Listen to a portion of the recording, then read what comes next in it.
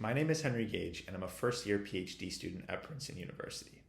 I'm fascinated by the diversity of large mammalian herbivores in African savannas. To conserve this diversity, we need to understand how so many similar herbivores can coexist. Theory suggests that they do this by each uniquely navigating trade-offs in choosing habitat for food, water, or shelter.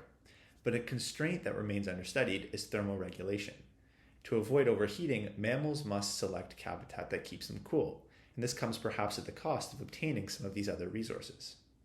I'm very excited to propose a novel project studying the trade-off between thermoregulation and food intake in 4 species of antelope in Gorongosa National Park, Mozambique.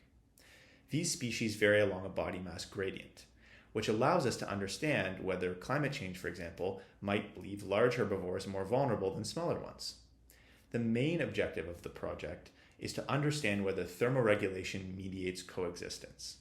So, do the different thermoregulatory requirements of different species cause them to use the landscape differently? The other objectives are to understand whether thermoregulation trades off with food intake and the role of body size in this trade-off.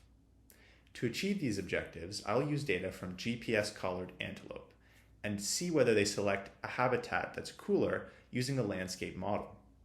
This is where the grant funding that I'm requesting is key because I'm hoping to purchase weather stations that will provide data on the thermoregulatory cost across the landscape.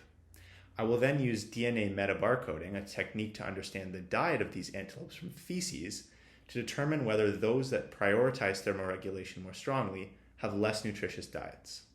I hope you're as excited about this project as I am because I think it has the potential to answer some key ecological questions while also having important implications for conservation with global change.